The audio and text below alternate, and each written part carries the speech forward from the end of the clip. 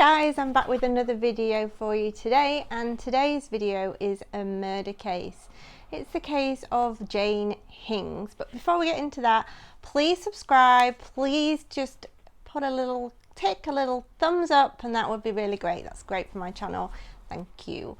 So getting into this case is Jane Hings. So Jane Hings lived in a town called Leicester. It was a Fleckney in Leicester. And she lived in a bungalow on Elizabeth Drive, and she lived there because she needed somewhere on one floor now, due to her disabilities, somewhere that she could get around. She was 72 years of age, and she'd recently been discharged from hospital and then into a nursing home, and she just needed some respite care really after falling. She'd had a fall, she'd fractured some ribs, and she'd just lost her confidence in walking. And so she just needed some time to recuperate somewhere where she was going to be fully looked after before coming home again. So when Jane Hings started to get a little bit better on her feet, and she was starting to get a little bit more confidence, and she was discharged home, they felt that, you know, she'd had a bit of physio, that she was probably okay now to go home. But she needed like carers 4 times a day because she just wasn't able to do the things that she used to do around the house, and so she needed help with like social things such as washing herself and cooking and getting dressed, or even just like a spot of like cleaning or dusting, tidying around. Jane was a really lovely person and everyone just loved her, so the carers came and they'd often stay for a chat and a cup of tea, and Jane just really enjoyed this time because she didn't see many people being stuck in the house all the time, and she'd treat these carers as friends rather than carers, and they just treated Jane as a friend also and had a cup of tea. When they arrived, Jane would often be stood at the window, or she'd be kind of waving at them. She knew what time they were coming, and so she looked forward to them coming for a visit, really, someone to talk to. She didn't normally have anyone to talk to in the house, so she really looked forward to this, and so she'd be stood at the window and she'd be waving, and you know, it was just part of a day that she really looked forward to. Now Jane also had a dog. It was a greyhound, and she'd called it Paddy, and Paddy was like the light of her life. One of her friends described this dog as being one of the main reasons why she lived. They were inseparable, they were together all the time. I think he probably even laid with her in bed, and you know, he was just everything to her. And most of Jane's friends were from the local church. They had all met really through the church, or neighbours, you know, people that she knew, and from when she was a little bit more able-bodied and she was able to get to this church. And so she had quite a close-knit group of friends, and they'd often pop round for a cup of tea, you know, a catch-up, just to see how she was now they knew she couldn't get out as often. Jane often needed help walking the dog, and she relied on friends and neighbours, carers, people just to take him out for a short walk here and there, just to help her really. And Jane was really trusting of these people. I mean, you have to be when you're in a situation where you're not able to do certain things for yourself. I mean, it's a case of they don't get done, or you trust someone to help you, and so the trust is something that's needed. But Jane just took it in her stride. She really was a very trusting person, and she never saw the bad in anyone. She was just such a happy, loving person.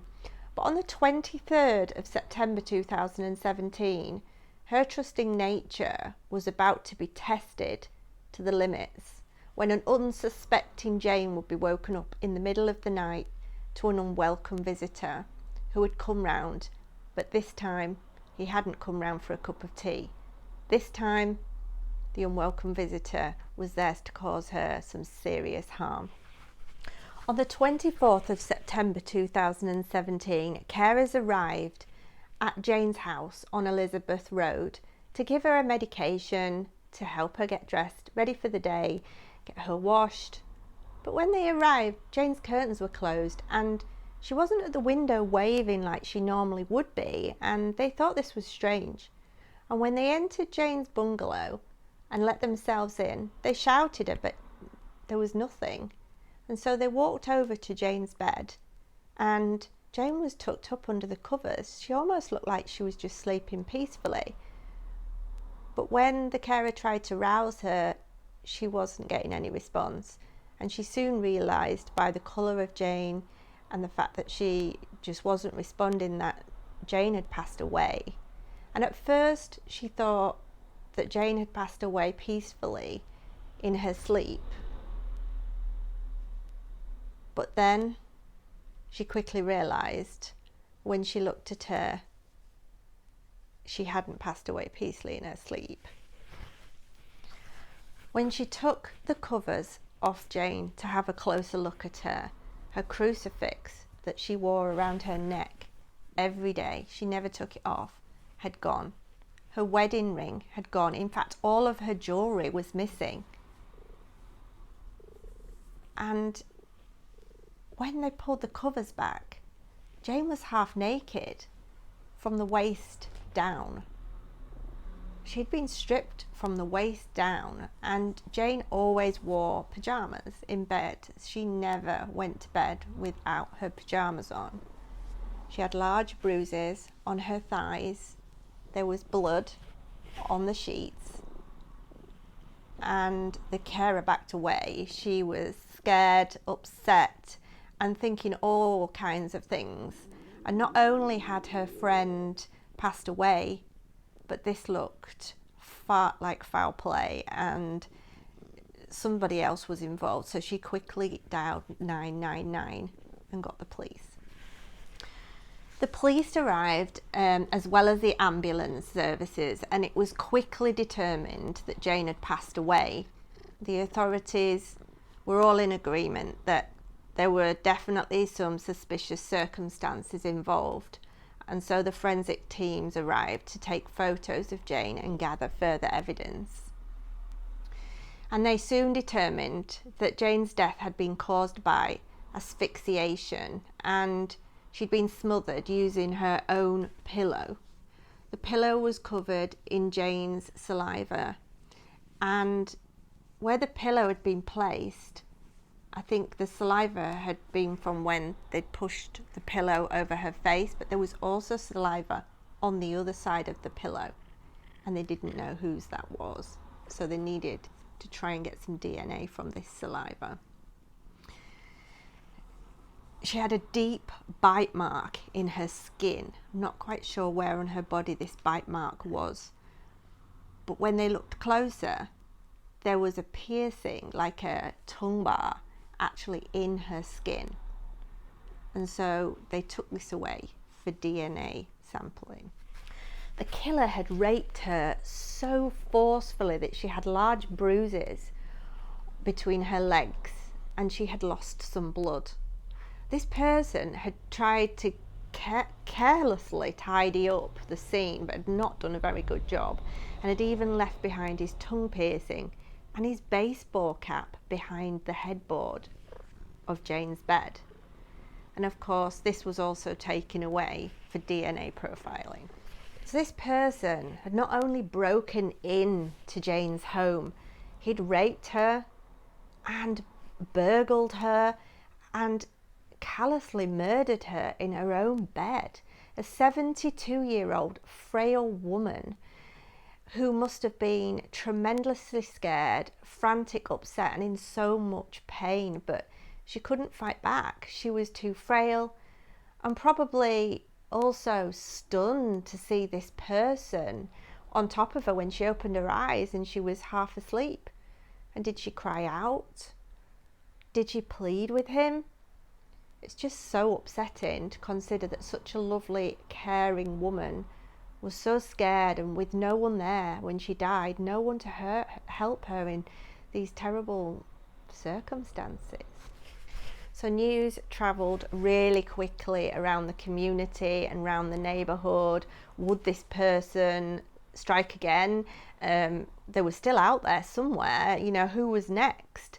And everyone was worried. And if somebody could do this to such a frail old lady, then surely anyone could be next. And who was out there committing these crimes? So But everyone lived in fear, and especially the elderly and the vulnerable around the area. And, you know, people were checking and rechecking their doors and their window locks, and family were constantly in contact with their relatives to make sure that they were okay. And the living in fear for this period of time for these elderly people must have been really upsetting and really scary. So East Midlands Specialist Operations Unit, they carried out the DNA profiling on the tongue bar that was found in her skin, as well as the baseball cap that was found behind her bed and the semen that was found inside Jane's body. And they were able to record an exact match, a match with a man called Craig Keogh. Now, helicopters and multiple armed police units swarmed the area where Craig lived in order to arrest him on suspicion of murder. And they expected him to maybe put up a fight or to try and run, but he didn't. Apart from looking quite upset about the whole fact that he was being arrested, he came quite quietly. He just came out, they cuffed him, and he got in the car. So let's get into Craig Keogh and learn a little bit about him. Craig was a 25-year-old male who'd apparently had an emotional and quite difficult upbringing. That's all we know about his past. He'd attended Robert Smythe's school in Fleckney, so it looks like he'd lived there most of his life. And he'd started using drugs at quite a young age, committing petty crimes such as burglaries, and he'd once broken into a sports centre and stolen various equipment. He'd also broken into people's sheds and houses, and at even one point breaking into his own parents' house. Craig did odd jobs here and there, such as like working in a factory for a short time, helping people out for small amounts of money, but he never really seemed to have a steady job, like a steady income.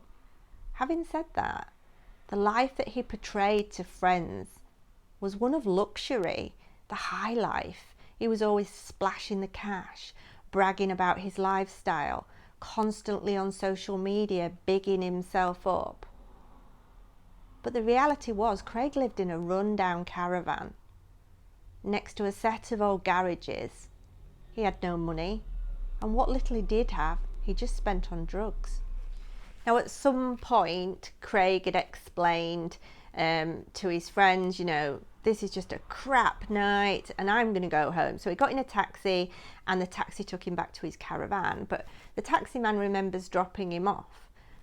But when he got out, instead of going into the caravan, he decided to walk around the estate and to Jane's house instead of going back. And it's thought that initially he just intended to maybe rob Jane's house of jewellery, cash. But for some reason, Craig decided he wanted more than just jewellery. He wanted something far more valuable: Jane's life.